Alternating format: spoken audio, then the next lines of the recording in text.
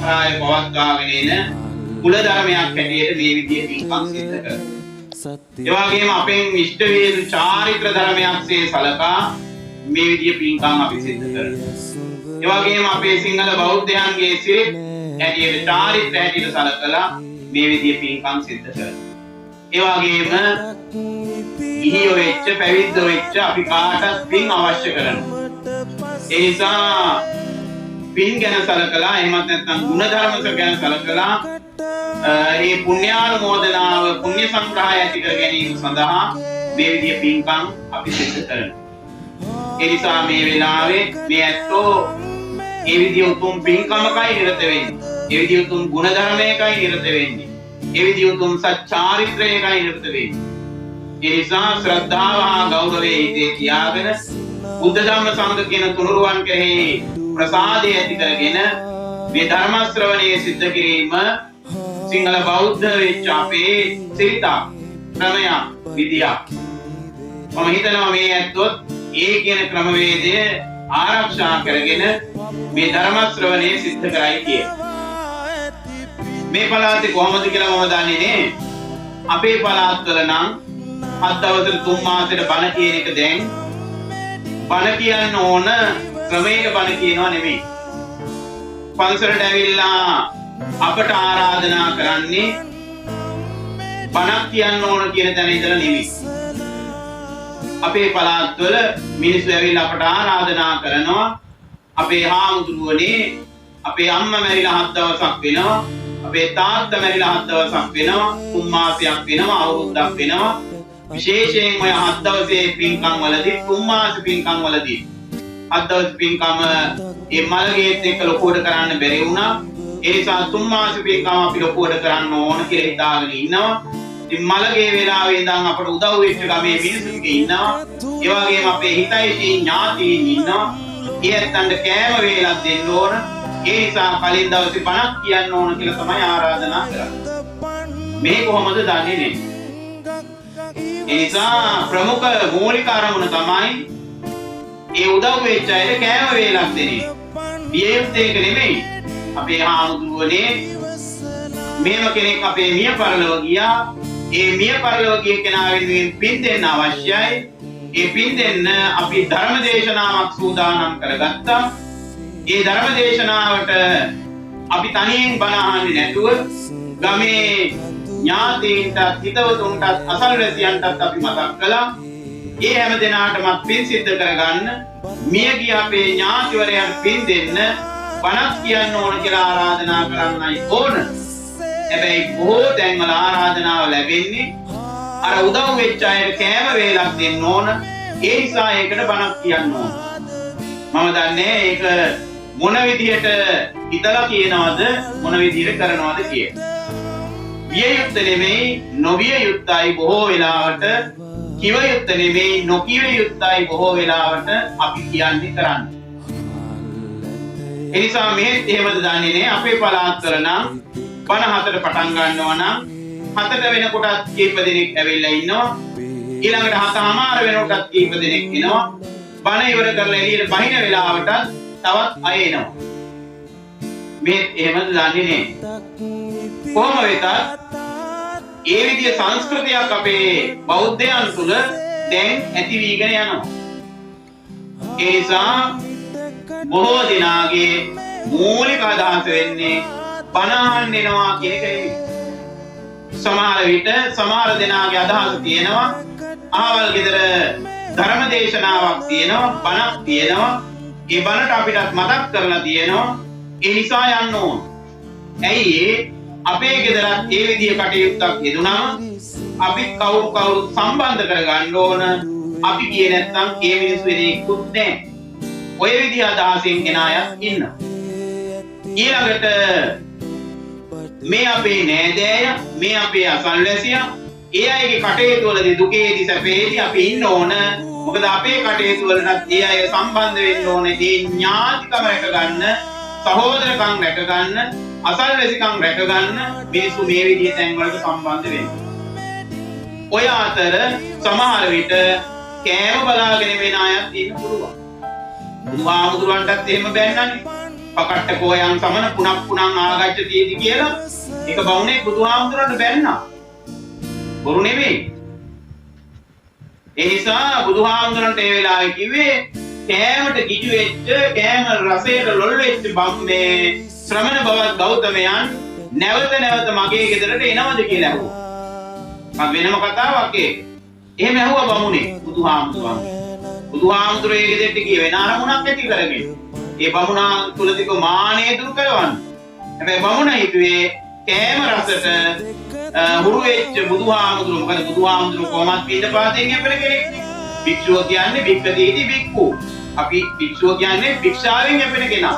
ඒ නිසානේ ඔබ ධම්මුටි කර තියාගෙන ඔළුවේ තියාගෙන හිත තියාගෙන පන්සලට අරන් යන්නේ. වෙන ගෙවල් වලට එහෙම මාස්පතා අවුරුදු පතා තුන් මාසෙතරයක් මාසෙතරයක් එහෙම කෑම ගෙනියන්නේ නෑනේ. හැබැයි පන්සලට ගෙනියනවා කෑම නෙමෙයි දානි. භික්ඛදීති භික්ඛු භික්ෂාවෙන් යපෙන නිසා අපිට භික්ෂුව කියලා කියනවා. ඉතින් රසයට කිජු වෙච්ච බුදුහාමුදුරුවෝ නැවත නැවත එනවායි කියලා බමුණ චෝදනා කළා. එහෙම එන අයත් ඉන්න පුළුවන්. හැබැයි අපේ මුඛ්‍ය අරමුණ මූලික පරමාර්ථය වේ යුත්තේම බණ අහන්න එනවා කියන අදහස. ඒක මහ පිං සිද්ධ වෙන දෙයක්.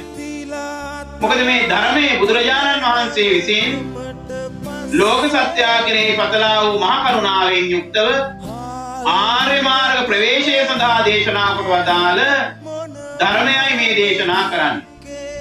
යමෙකුට සෝවාන් සකෘදාගාමි අනාගාමි ආදී අරහත් ආදී මාර්ග ඵලයන් වලටපත් වෙන්න අවශ්‍ය නම් එයා ධර්මයේ දකින්න කෙනෙක් බවට පත් වෙන්න ඕන.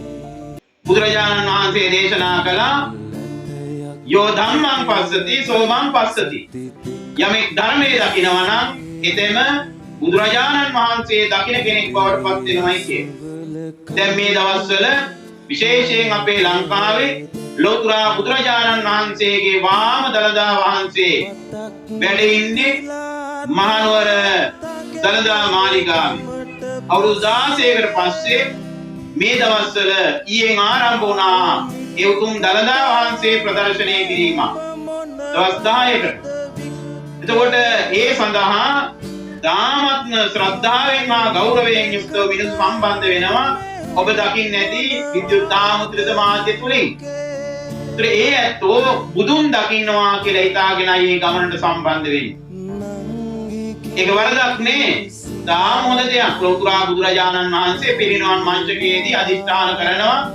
තමන් වහන්සේගේ මෙන්න මේ ධාතුන් වහන්සේලා ප්‍රමුඛ ධාතුන් වහන්සේලා ඇටිට සලකලා ඒ ධාතුන් වහන්සේලා භින්න නොවි සින්න නොවි චින්න නොවි පවත්වන්න ඕන.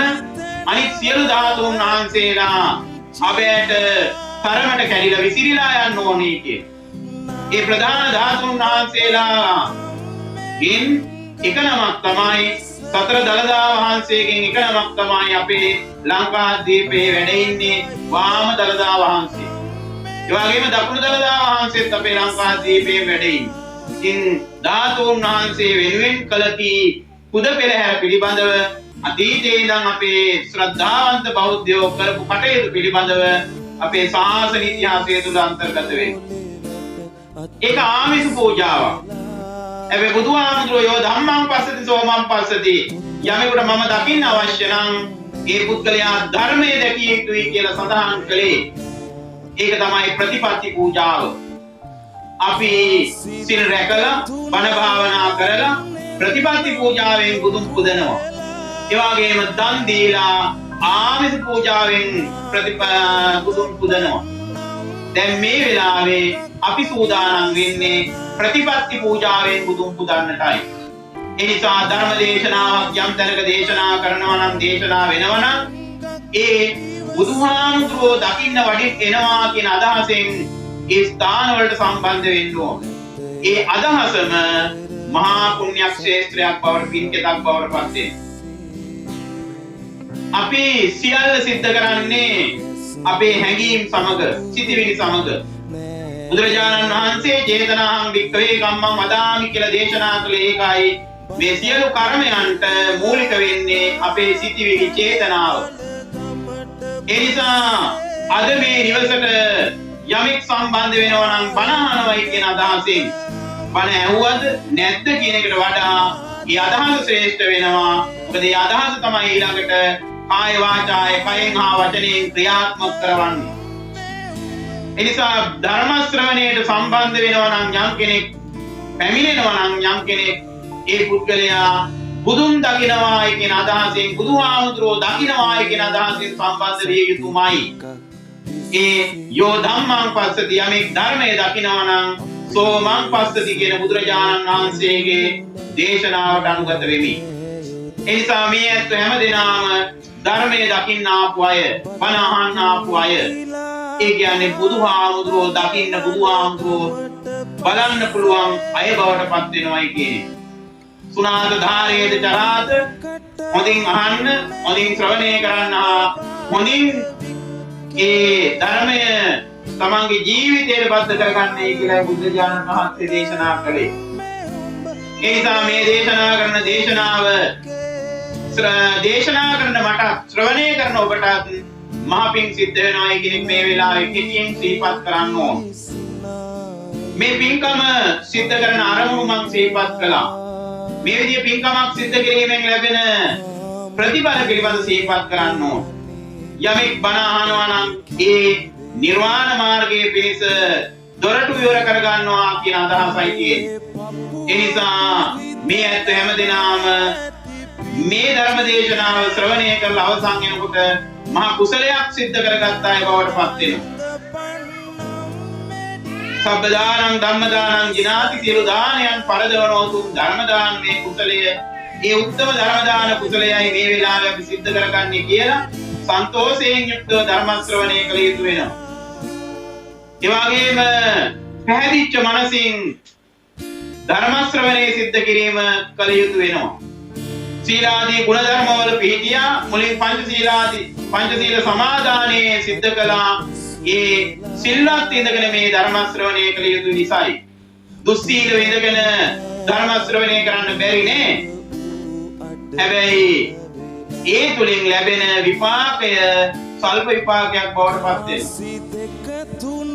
යමෙක් සිල්වත් ඉඳගෙන ධර්ම ශ්‍රවණය කරනවා නම් ධර්ම ශ්‍රවණය විතරක් නෙමෙයි යම් පින්කමක නිරත වෙනවා නම් කුසලයක නිරත වෙනවා නම් එය මහානිසංසදායි කුසලයක් බවට පත් කර ගන්න පුළුවන්කම ලැබෙනවා. දෙවියන්ට ආරාධනා කළා. දෙවියෝ ලෝතුරා බුදුරජාණන් වහන්සේගෙන් බණ ආපු සම්‍යක් දෘෂ්ටික දෙවියෝ තවත් දිව්‍ය ලෝකවල වැඩ ඉන්නවා. ඒ නිසා දෙවියන්ට ආරාධනා කරලා මේ පින්කම සිද්ධ කරන්නේ දෙවියන්ටත් පින් සිද්ධ කර ගන්න පුළුවන්කම ලැබෙනවා. දේව භූතස්ස විපකාරානි පුඤ්ඤානි දෙවියන්ටත් පින් අවශ්‍යයි. මනුෂ්‍ය භූතස්ස විපකාරානි පුඤ්ඤානි මිනිසුන්ටත් පින් අවශ්‍යයි. පබ්බජිතස්ස විපකාරානි පුඤ්ඤානි පැවිද්දන්ටත් පින් අවශ්‍යයි. ඒ නිසා මේ පින්කම සිද්ධ කරන මේ මූලික අනුශාසකයන් වහන්සේ හැටියට ගරු කටයුතු අපේ සහෝදර බඹරවාණේ විමල හාමුදුරුවෝ කටයුතු කරනවා. මේ ගෙදර පැවිදි වෙච්ච අපේ මාපලගම චන්දි මහාමුදුරුවෝ කටයුතු කරනවා. උන්වහන්සේලාටත් මේ පින අවශ්‍යයි. ඒ නිසා පින්කම සිද්ධ කරන්නේ අපි, පින් සිද්ධ වෙන්නේ අපටයි. ඒ පින තමයි අපි මිය පරලෝකීය අපේ ඥාතීන්ට අනුමෝදන් කරන්න බලාපොරොත්තු වෙන්නේ. ඒ නිසා විශේෂයෙන් අද මේ වෙලාවේ සිද්ධ කරන මේ උසස් කුසල බලය චමල් සුමිත් කුමාර ආදරණීය පුතණුවන්ට සහෝදරතුමන්ට උපදිනාත්ම භවයක් පාසා දීර්ඝායුෂති උපදින්නත් මෙවැනි අකල් මරණ වලටපත් නොවෙන්නත් කෙලවර උතුම් නිවන් දකින්නත් හේතු වේවා කියන බලාපොරොත්තු ඇති කර ගන්න අවශ්‍ය වෙනවා. ඒ වගේම මීට වසර 4කට උඩදී මිය පරලෝකයේ කේපී ඇට්රින් අපේ පියතුමන්ට ඒ වගේම මේ සුජීවත්ව වාසය කරන දෙමව්පියන් ආදී හැමදෙනා නමින් මිය පරලෝක පින් බලාගෙන ඉන්න කවර හෝ ඥාති වරේකවරියක් වේ නම් මේ හැමදෙනාටම මේ පින් ලැබේවා, අනුමෝදන් වේවා, අත්පත් වේවා. ඒ ඇත්ත හැමදෙනාටම දෙවියන් සහිත ලෝකයේ සියලු සත්‍යයන්ටත් අපට මේ පින උත්තම නිවන් පිණිසම සිද්ධ වේවා, ප්‍රාර්ථිතා වේවා කියන බලාපොරොත්තු ඇතිව ධර්ම ශ්‍රවණය කළ යුතු වෙනවා. පින්වත් මේ ධර්ම දේශනාව සඳහා මම මාතෘකා වශයෙන් තබා ගත්තේ ලෝතුරා බුදුරජාණන් වහන්සේ විසින් දේශනා කොට වදාළ සූත්‍ර පිටකයට අන්තර්ගත බුද්ධක නිකායෙහි ධම්මපද පාළියෙහි 6 වෙනි පඬිත වර්ගයේ 1 වෙනි ගාථා දේශනාව. නිදීනාංග පවත්තාරං යම් පස්සේ වජ්ජි දස්සනං නිග්ගයවාදීන් මේදාවී තාදිසං පණ්ඩිතං භජේ තාදිසං භජමානස්ස සෙය්‍යෝ හෝතින පාපියෝ. බුදුරජාණන් වහන්සේ දේශනා කරනවා නිදීනාංග පවත්තාරං යම් පස්සේ වජ්ජි දස්සනං නිග්ගයවාදීන් මේදාවී තාදිසං පණ්ඩිතං භජේ. අපි බොහෝ දෙනා ආශ්‍රය නිශ්‍රය කරනවා. ඒ අම්මා තාත්තා වෙන්න පුළුවන්, දුව පුතා වෙන්න පුළුවන්, සහෝදරයා සහෝදරිය වෙන්න පුළුවන්, යාළුවා මිත්‍රයා වෙන්න පුළුවන්, ඒ වගේම හිතවතා සල්වැසියා වෙන්න පුළුවන්. මේ ආදී වශයෙන් නොයේ ඥාතිත්වයන් සම්බන්ධ කරගෙන බොහෝ දෙනා ආශ්‍රය නිශ්‍රය කරනවා මේ ලෝකේ ඉපදිච්ච දවසේ ඉඳන් මැරෙන මොහොත දක්වාම. ඒ ආශ්‍රය කරන ඇත්තෝ අපට සමහර දෙනෙක් ඉන්නවා නිධාන පෙන්වන අය. නිදීනාංග පවත්තාරං නිධාන පෙන්වන අය. කවුද අපව යහමගට ගන්න අපේ වැරදි පෙන්නලා දීලා, අපේ අඩුම පාඩුකම් ඌනතා දුර්වලතා පෙන්නලා දීලා අප යහමගට ගන්න ඕන කියන අදහසින් කටයුතු කරන ප්‍රඥාවන්ත වෙච්ච කල්යාණ මිත්‍රයන්. ඒසා යම් පස්සේ වජ්ජි දස්සනං නිග්ගයවාදීන් මේදාවි.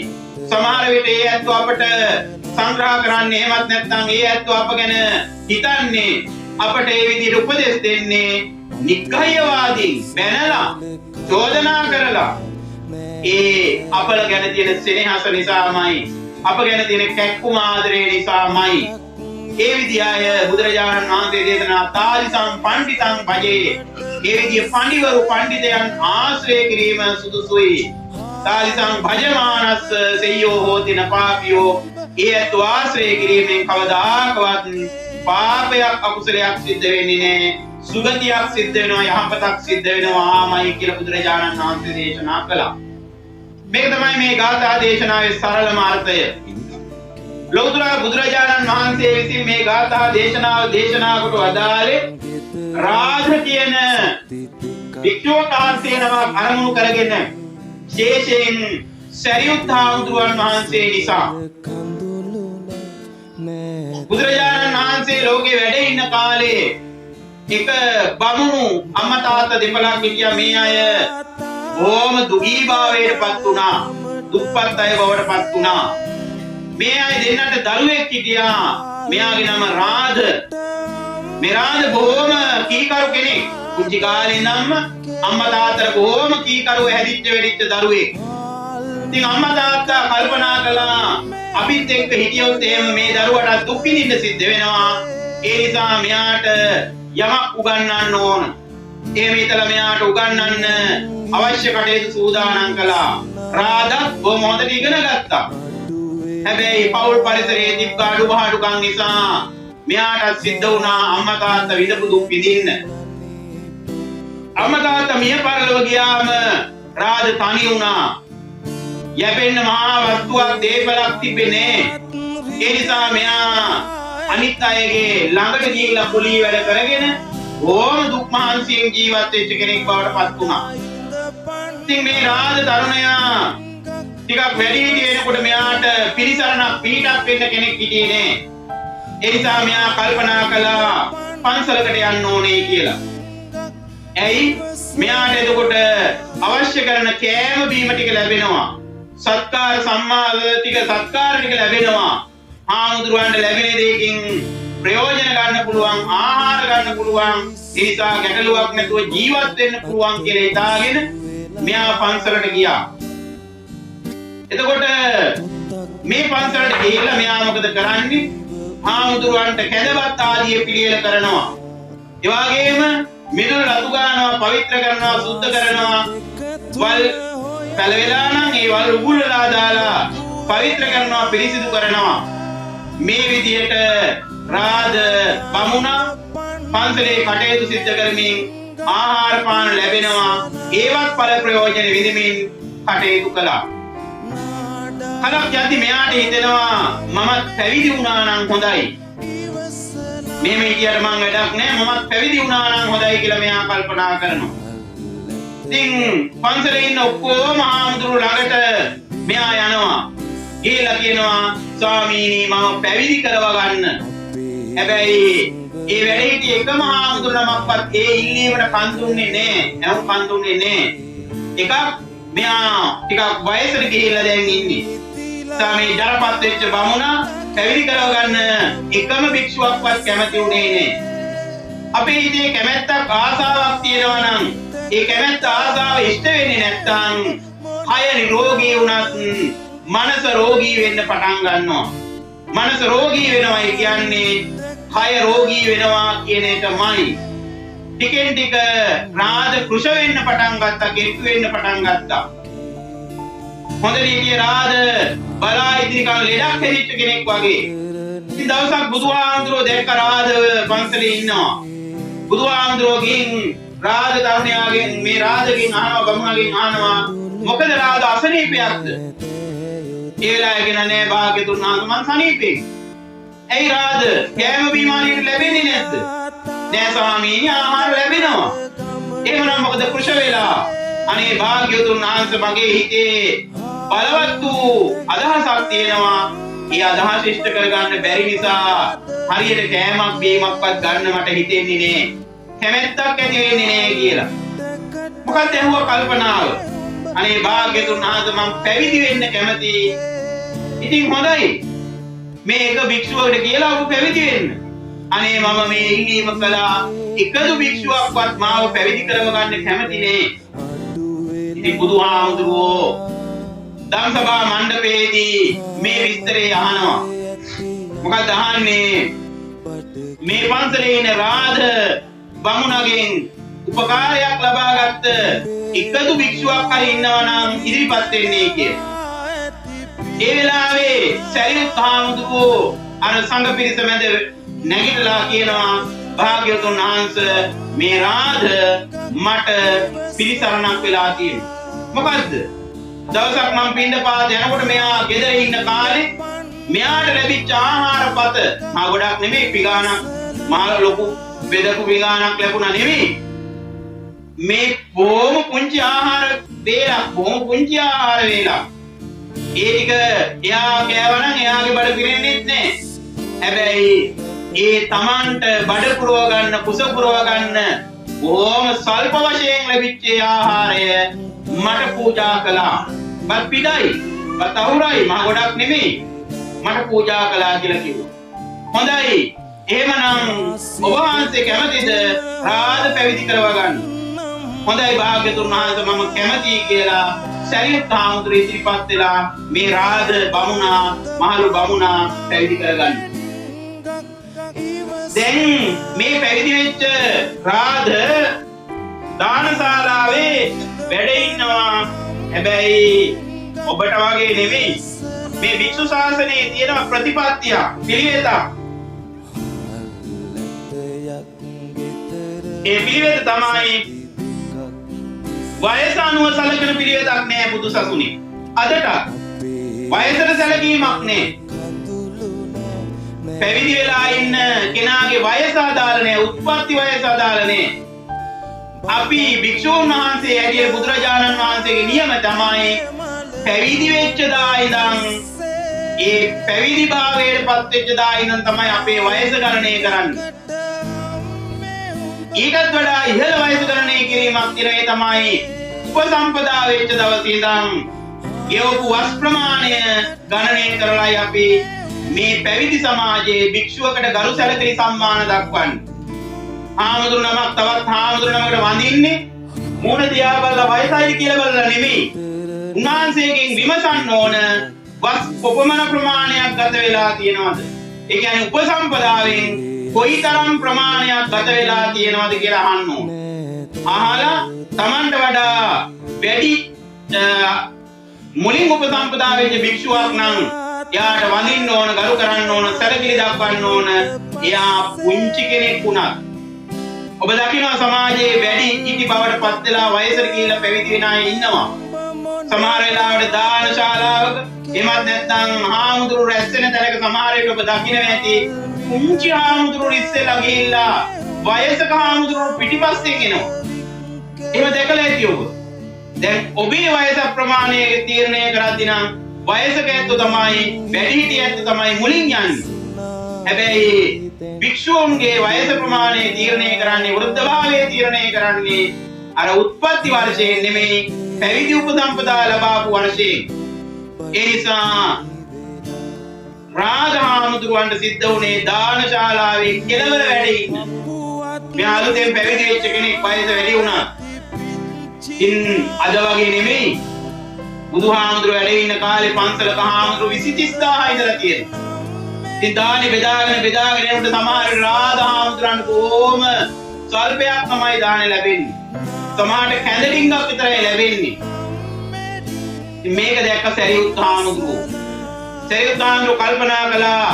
හැබැයි රාජහාමුදුරුවෝ කවදාකවත් කිව්වේ නෑ ගිහිල්ලා අනේ මට දානි ලැබෙන්නේ නේ. මට ආහාර ලැබෙන්නේ අඩුවෙන්. එහෙම කිව්වේ නේ.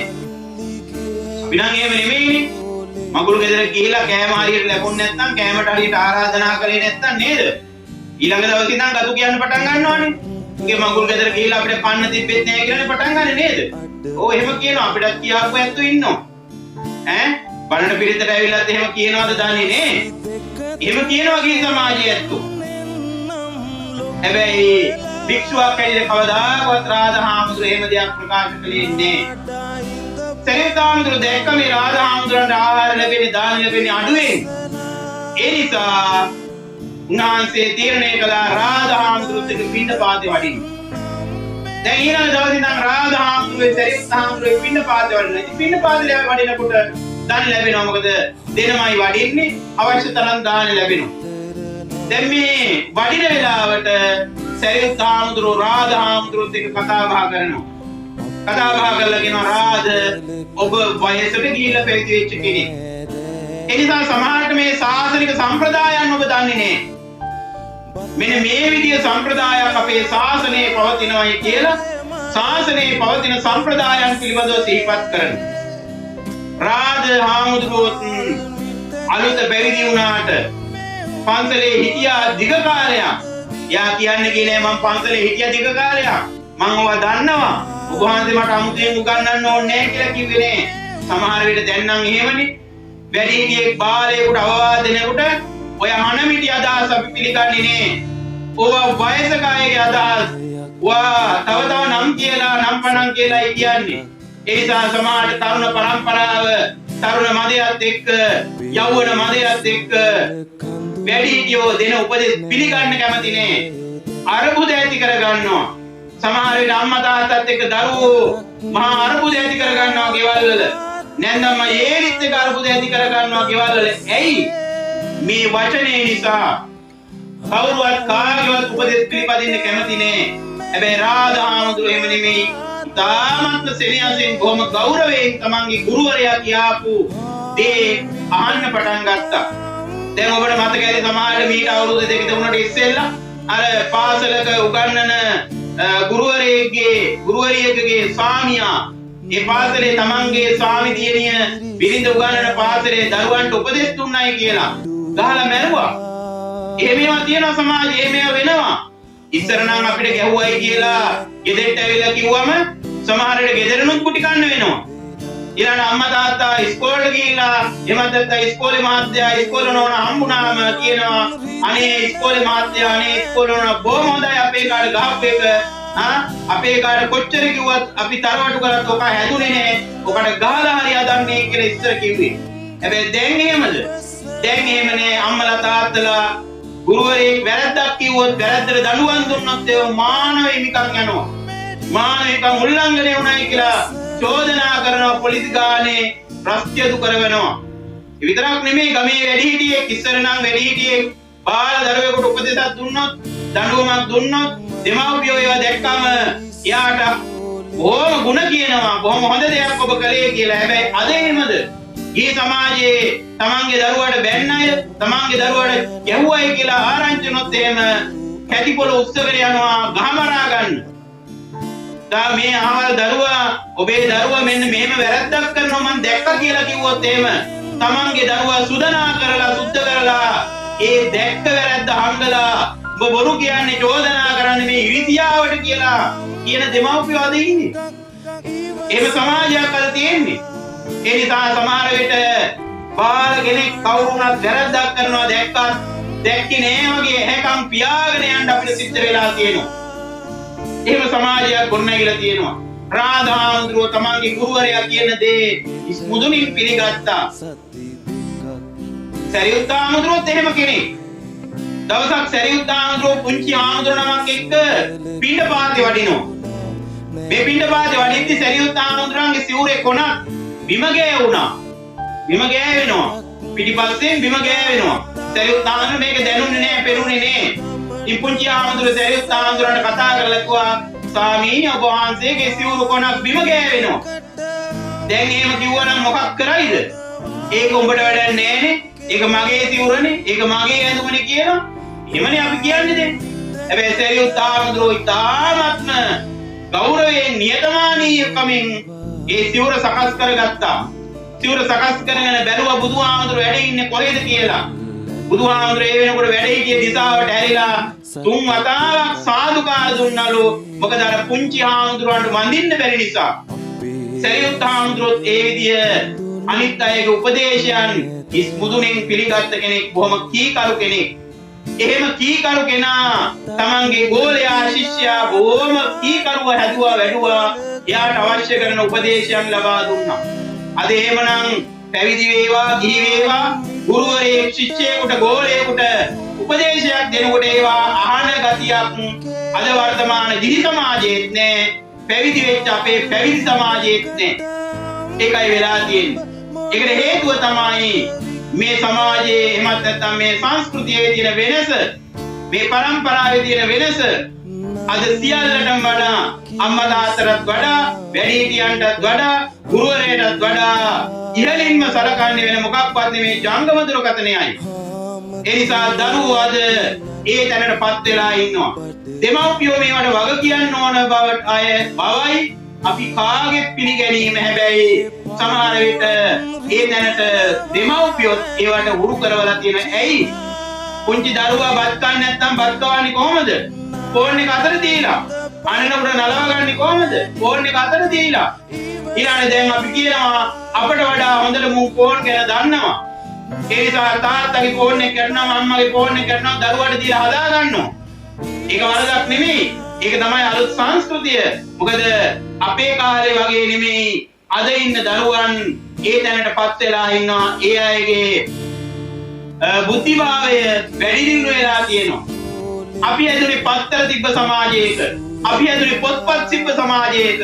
හැබැයි අද උපදින දරුවා හැදින්නේ මේ විද්‍යුත් උපකරණ තියෙන සමාජයක, මාධ්‍ය වඩා වැඩිපුර ගැවසෙන සමාජයක. එනිසා උපතින්ම මේ දරුවෝ ඒ භාවයන් වැඩි දියුණු කරගෙනයි ඉන්නේ. ඒකයි එතන තියෙන ගැටලුව. කොහොම වෙතත් රාධාඳුරෝ බොහොම සෙනෙහසින් මේ අවවාද අනුශාසනා පිළිඅරගත්තා. තාම කෙටි කාලෙකින් රාධාඳුරෝ මේ සංසාර දුක් නැති කරලා උතුම් නිර්වාණ අවබෝධය ලබා ගත්තා. දැන් මේ පිළිබඳව බුදුරජාණන් වහන්සේ සරියුත් හාමුදුරුවන්ගෙන් විමසනවා. දවසක් මොකද විමසන්නේ? සරියුත් හාමුදුරුවන්ගෙන් විමසනවා, බුදුහාමුදුරුවෝ ඔබ වහන්සේට රාධ වගේ බොහොම හික්මවන්න පුළුවන්, හික්ම වෙන ශිෂ්‍යෝ හදන්න පුළුවන් නම් එනවනම් ඔබ වහන්සේ බාර ගන්න කැමතිද? එහෙම නැත්නම් ගුරුවරයාගේ බසට අවංක නොවන, ගුරුවරයාගේ බසට කීකරු නොවන ශිෂ්‍යෝද ඔබ වැඩියෙන් බාර ගන්න කැමති?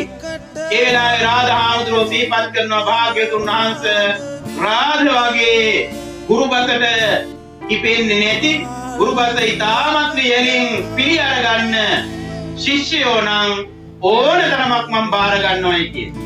ඉතින් මේ පිළිබඳව ධම්සභා මණ්ඩපයේදී සාකච්ඡාව ඇති වුණා. ඒ වෙලාවේ බුදුහාමුදුරුවෝ සිහිපත් කරනවා, හික්මවන කෙනෙකුට එහෙමත් නැත්නම් හික්මෙන කෙනෙකුට තවත් හික්මෙන කෙනෙක්මයි මුණ ගැහිලා තියෙන්නේ. අවවාදාක්ෂම කෙනෙකුට අවවාදාක්ෂම කෙනෙක්මයි මුණ ගැහිලා තියෙන්නේ. අවවාද පිළිගන්නා කෙනෙකුට අවවාද පිළිගන්නා කෙනෙක්මයි ලැබිලා තියෙන්නේ. ඇයි? සරියුත් හාමුදුරුවෝ කවුරු මොන විදිහේ කෙනෙක් වුණත් තමන්ට අවවාදයක් දෙනවා නම්, තමන්ගේ අඩුපාඩුවක් කියනවා නම් ඒක වෛරයකින් එමත් නැත්නම් වෛරී චේතනාවකින් නැතුව බොහොමත්ම සෙනෙහසෙන් ආදරයෙන් ඒව පිළි අරගත්තා. ඒවට සවන් දුන්නා. ඒ විදිය කෙනෙකුට ඒ විදිය සවන් දෙන්නෙක්ම එමත් නැත්නම් අවවාද පිළිගන්නා කෙනෙක්මයි ලැබිලා තියෙන්නේ කියලා ඒ වෙලාවේ ඒ සංඝ මැදදී බුදුරජාණන් වහන්සේ දාමත් හොඳින් සිහිපත් කරන ප්‍රකාශ කරනවා. අනේ වෙලාවේ තමයි බුදුරජාණන් වහන්සේ අර මම මුලින් කියාපු ගාථා දේශනාව දේශනා කරලා ධර්ම දේශනාව සිද්ධ කරන්නේ. නිදීනං පවත්වාරං. නිදීනං කියලා කිව්වේ නිදාන. අපට හිතවත් කෙනෙක් අපේ අනුපාඩුවක් ප්‍රකාශ කරනවායි කියලා කියන්නේ හරියට නිදානයක් පෙන්නනවා හා සමානයි කියලා බුදුරජාණන් වහන්සේ දේශනා කරනවා. බුද්ධ දේශනාවේ නිදාන වර්ග 4ක් පිළිබඳව සඳහන් වෙනවා. එකක් තමයි ථාවර නිදාන. ථාවර නිදාන කියලා කියන්නේ මේ වගේ ගෙවල් දොරවල් ඉඩකඩම් ස්ථාවර වෙච්ච ඒවා. ඒ විදිහ නිදාන අපිට තියෙනවා. බුදුරජාණන් වහන්සේ දේශනා කරපු නිදාන 4ම අපි ළඟ තියෙනවා. හැබැයි අපි ඒවා පාවිච්චි කරන්නේ කොහොමද කියලා හරියට දන්නේ නැති නිසා මේවා නිදානද නැද්ද කියලා හරියට දන්නේ නැති කමක් තියෙනවා සමහර වෙලාවට. ඒ නිසා අපි කාටත් මව් පාර්ශවයෙන් හරි පිය පාර්ශවයෙන් හරි එහෙමත් නැත්නම් අපේ මහන්සියෙන් හරි ලැබිච්ච ලබාගත්ත එකතු කරගත්ත ඉඩමක් කඩමක් තියෙනවා, ගෙයක් දොරක් තියෙනවා. සමහර විට කෙනෙකුට Tamanටම උරුම නැති වුණත් වැටිලා ඉන්න පදිංචි වෙලා ඉන්න කුලියට හරි ගත්ත නිවසක් තියෙනවා. ඒ නිසා ඒවා ථාවර නිදාන, ස්ථාවර නිදාන හැටියට සිහිපත් කරනවා. ඒ නිදානේ අපි කාටවත් තියෙනවා. අපිටත් තියෙනවා, පන්සල් තියෙනවනේ අපිට. ථාවර නිදාන තියෙනවා. ඊළඟට ජංගම නිදාන. ජංගම නිදාන කියලා කිව්වේ ඔබ ඔය අතේ කරේ පැලඳගෙන රිදී රත්තරන් බඩු, ඒ වගේම ඇඳලා පැලඳලා ඉන්න මේ රෙදි පිළි, උපකරණ, ඊළඟට යාන වාහන අතින් අරන් යන්න පුළුවන්. එහෙමත් නැත්නම් එහාට මෙහාට කරන්න පුළුවන් යමක් අපේ ගේ ඇතුලේ අපි ළඟ උරුමේ තියෙනවා නම් ඒ මේ ඩෙස්ක් කුටු මේස් බංකු වෙන්න පුළුවන්, රිදී රත්තරන් ආභරණ වෙන්න පුළුවන්, සල්ලි මිල මුදල් වෙන්න පුළුවන්. මේවා ජංගම නිදාන. මේවා යන දරන අරන් යන්න පුළුවන්. ඒ නිදානයත් අඩු වැඩි වශයෙන් අපි හැම දෙනාටම තියෙනවා. අඩු වැඩි වශයෙන්. ඊළඟ බුදුරජාණන් වහන්සේ දේශනා කරනවා අංග සම නිදාන. අංග සම කියලා කිව්වේ ශරීර අවයවයන් හා සමාන වෙච්ච නිදානෙකුත් අපිට තියෙනවා. කියන්නේ මේ ශරීරේ නෙමෙයි, ශරීර අවයවයන් හා සමාන වෙච්ච නිදානයක්. ඒ තමයි අපි ඉගෙනගත්ත ශිල්ප ශාස්ත්‍රාදිය. ශිල්ප ශාස්ත්‍රාදිය. එතකොට අපි කවුරුත් මොනවා හරි ඉගෙනගෙන තියෙනවා. ගොවිතැන් බත් කරගෙන කුඹුරු කොටන්න, ඒ ගොවිතැන බත් කරන්න ඉගෙනගෙන තියෙනවා. එයා ඒක උගත්කමක්. එහෙමත් නැත්නම් එයා සතුව තියෙන අංග සම නිදානයක් ඒක. දැන් අපේ අම්මලාට පොද්දට ලුණු ටික දාගෙන හොඳට උයන්න පිහින්න ඉගෙනගෙන තියෙනවා, දන්නවා. ඒක ඔබ සතුව තියෙන අංග සම නිදානයක්. තව උගත්කම් අනුව ඒ අයට තියෙන හැකියාවන් තියෙනවා. ඒ හැකියාවන් තමයි අංග සම නිදාන හැටියට සිහිපත් කළේ. ඒ අංග සම නිදානයත් අපි ළඟ අඩු වැඩි වශයෙන් තියෙනවා. ඊළඟට අවසාන සිහිපත් කරනවා අනුගාමික නිදාන. අනුගාමික නිදාන කියලා සිහිපත් කරන්නේ අනුව යන නිදාන. දැන් මේ ඔබ සිද්ධ කරන පින්කමත් ආන්නේ අනුගාමික නිදානයක් තමයි මේ දැන්පත් කරන්නේ. දැන් අපි එකතු කරගන්න මේ ගේ දොර වෙන්න පුළුවන්, ඉඩ කඩම් වෙන්න පුළුවන්, අරකබාන වෙන්න පුළුවන්, කල්ලි භාග වෙන්න පුළුවන්, ඇඳුම් පැළඳුම් වෙන්න පුළුවන්. මේ අනිත් සියලු නිදාන ඊළඟ අපේ උගත්කම් වෙන්න පුළුවන්, දැනුමතුකම් වෙන්න පුළුවන්, අපේ හැකියාවන් වෙන්න පුළුවන්. මේ සියල්ල අපි පාවිච්චි කරන්න පුළුවන්. එහෙමත් නැත්නම් මේ නිදාන තුනම අපිට ප්‍රයෝජන ගන්න පුළුවන් අපි මරණකම් විතරයි. මරුණට පස්සේ ආයේ මේක නිදානයක්වත් අපිට ප්‍රයෝජනෙට ගන්න පුළුවන් කමක් නැහැ. මේ නිදාන අපි හම්බ කරන්නේ සමහරට අම්මා තාත්තත් එක්ක ගහමරාගෙන එන කොටාගෙන සම්ඩු සරුවල් වෙලා සහෝදරකම් නැති කරගෙන ඉඩ කඩම් වැටෙයි වෙනස් කරගෙන ඉඩ කඩම් තමන්ගේ කරගන්න මිනිස්සු මහා උත්සාහයක් දරනවානේ. මහා දේවල් කරනවා, හොරකම් කරනවා, මෙරකම් කරනවා. තමන් වෙනුවෙන් යාන වාහන විරදී ගන්න හරි, එහෙමත් නැත්නම් නම්බුනාම නිලතර වෙනුවෙන් හරි ගොඩක් දේවල් මිනිස්සු කරනවා, පව්කාර වැඩ කරනවා මිනිස්සු. ඒ ඔක්කොම කරන්නේ මැරෙනකම් ප්‍රයෝජන ගන්න විතරයි. මැරුණාට පස්සේ මේ සියල්ල අපට අහිමි වෙනවා. අඩුම තරමේ අපේ කයවත් අපිට අහිමි වෙන්නේ නෑනේ. මැරුණ ගමන් මේක මිනිහ බවටපත් වෙනවනේ. මృత ශරීරයක් කියලානේ කියන්නේ. මිනිහක් වෙනවා. අපේ කයවත් අපිට අයිති වෙන්නේ නෑ. එහෙම අයිති වෙනවා නම් මේවා ප්‍රතිභාගන අරගෙන යන්න පුළුවන්නේ. දැන් මිය පරලෝකීය චමල් මහත්මයාට එහෙම පුළුවන්කම තිබ්බනම් මේවා පුළුවන් දේවල් ඔක්කොම අරගෙන යනවා. මේවට උරුමකම් කියාපැත්තු මේ ඇතිනේ මේ ඉඩ කඩන් වලට. ඒවා ඒ අරගෙන යනවා නේද? නම් ඒවා අරන් කියන්නේ ඔක්කොම මේ දාලා ගියේ ඉතිරි කරලා ගියේ. ඒ නිසා ඔය නිධානයන් අපි රැස්කරන්න ඕම මහන්සි වෙනවා. සහෝදරකම් නැති කරගෙන ඥාති මිත්‍රකම් නැති කරගෙන ඇහැකම් පියාගෙන උදව් උපකාර කරන්නේ නැතුව ඕ දේවල් අපි කරනවානේ. ඕ දේවල් අපිට සිද්ධ වෙනවා. සමහර කෙනෙක් හොඳ වැඩක් කරනකොට ඒවට ගර්හා කරමින් නරක වැඩක් කරනකොට ඒවට උදව් වෙමින් උපකාර වෙමින් එහෙමත් කටයුතු කරනවා. ඒ නිසා ඒ විදිය වැරදි වැඩවලට සහාය වෙමින් සම්බන්ධ වෙමින් හොඳ වැඩවලට අකුල් හෙලමින් ජීවත් වෙනවා. කවද වෙනකන්ද මේ නිදාන රැස් කරන්නේ? මැරෙනකන් විතරයි. මැරිච්ච ගමන් මේවා අරන් යන්න බෑ, දාලා යන්න සිද්ධ වෙනවා. හැබැයි මේ අවසාන සදාන් කරපු අනුගාමික නිදානය අපි මැරුණට පස්සේ අරන් යන්න පුළුවන් නිදානයක්.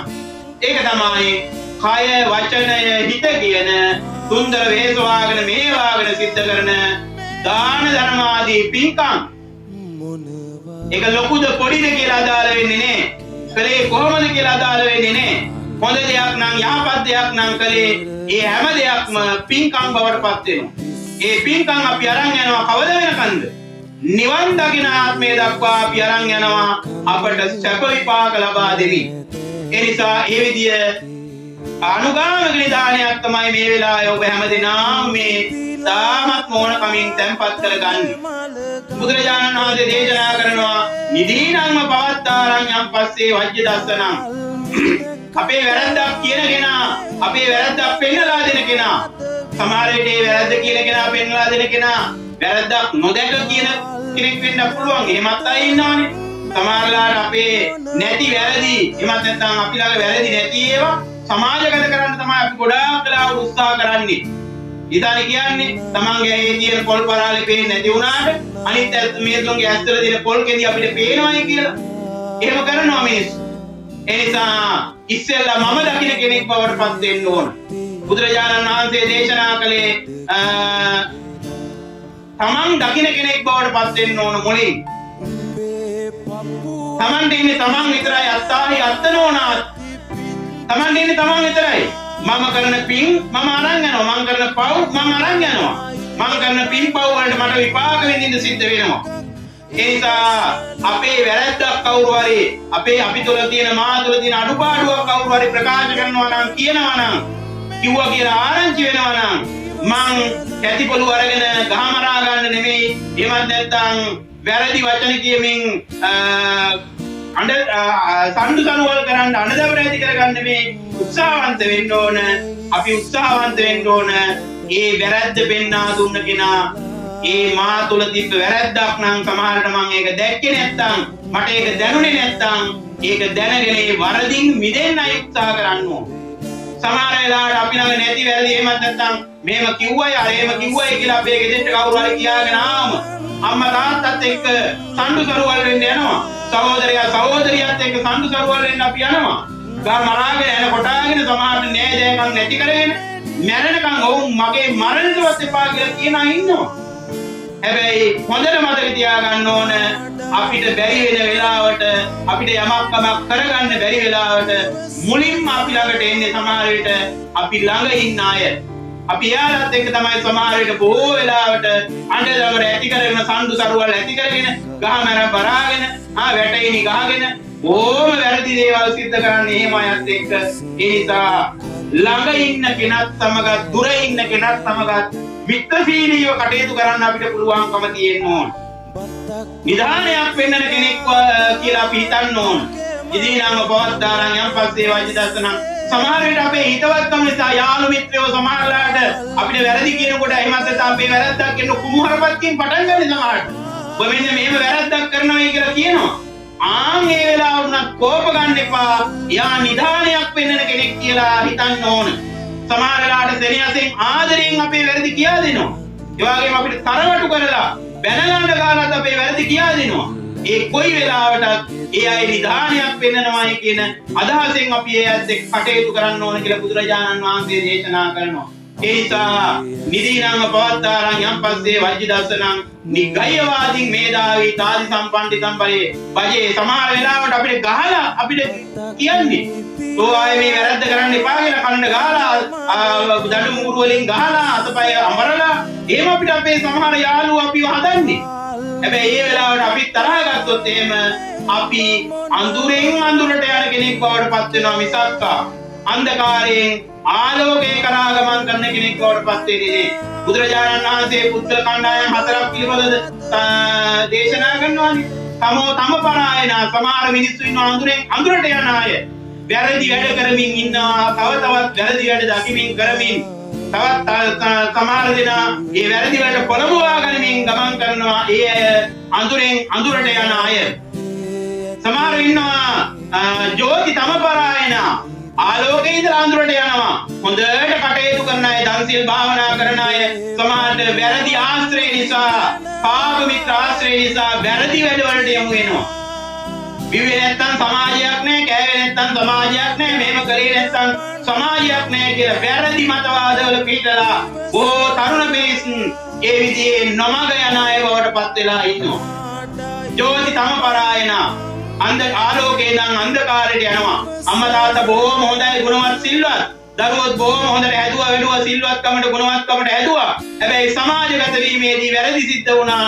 ඒ නිසා සමාජමය වැරදි නිසා ඒ අය වැරදි හොයාගෙන වැරදි පැත්තට ගිහිල්ලා ආලෝකේ නම් අන්ධකාරයට යන අය. ඊළඟට තවත් ඉන්නවා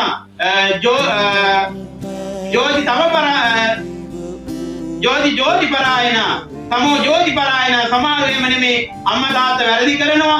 ඒ වැරදි කරලා ඉන්න සමාජයේ සමාජ දරුවෝ ඒ වැරදි වලින් මිදිලා අම්මා තාත්තා මේව වැරදි කරනවායි කියලා දැනගෙන දැකලා එපා වෙලා ඒ වැරදි වලින් මිදිලා හොඳ තත්ත්වෙටපත් වෙනවා. ඒ අය අන්ධකාරේ නම් ආලෝකේ කරා යන අය. ජෝති පරායන සමහරව හොඳ තැන ඉඳන් දිරියටත් හොඳ තැනට ගමන් කරන අය. ඒ නිසා බුදුරජාණන් වහන්සේ දේශනා කළා වැරදි පෙන්නලා දෙන අය අන්ධකාරේ නම් ආලෝකයට ගමන් කරන අය. ආලෝකේ නම් ආලෝකයට ගමන් කරන අයමයි. ඒ නිසා ඒ විදිහට හැදෙන්න ඕන. තාරිතං පණ්ඩිතං භජේ තාරිතං භජමානස්ස සෙය්‍යෝ දින පාපියෝ. ඒ විදිහ අය ආශ්‍රය කරන අයට කවදාකවත් වරදින්නේ නැහැ කිය. බුදුරජාණන් වහන්සේ මිත්‍ර සේවනයේ පිළිබඳ කල්යාණ මිත්‍රයොත් මිත්‍ර ප්‍රතිරූපකයොත් පිළිබඳ සිහිපත් කරනවානේ. මිත්‍ර ප්‍රතිරූපකයෝ 4ක් ඉන්නවා, කල්යාණ මිත්‍රයෝ 4ක් ඉන්නවා. අඤ්ඤ දත්තුහර, වචී පරම, අපාය සහායක, අනුප්පිය බාහිරි. මේ අය ඇසුරු කරන්න හොඳ නැති මිත්‍රයෝ. සමහර වෙලාවට අපිත් එක්ක හොඳට ඉඳලා අපි නැති තැන අපේ වැරදි අඩුපාඩු සඳහන් කරන මිත්‍රයෝ ඉන්නවා. ඊළඟට අපට පණ දෙන්න වගේ ඉඳලා වචනයෙන් විතරක් උදව් කරන වචී පරම මිත්‍රයෝ ඉන්නවා. ඊළඟට අපි අනේ ඔහම ඉඳලා හරියන්නේ මේවා බෙන්න ඕන, මේවා කන්න ඕන, මේ විදිය වැඩ කරන්න ඕනේ කියලා අපායට ඇදගෙන යන වැරදි වැඩ වලට එක් කරන් යන අපාය සහායක මිත්‍රයෝ අපිට ඉන්නවා. ඒ නිසා අප නොමග යන මිත්‍රයන්ගෙන් ඈත් වෙලා බුදුරජාණන් වහන්සේ දේශනා කළේ කල්යාණ මිත්‍ර සේවනයේ සිද්ධ කළ යුතුයි.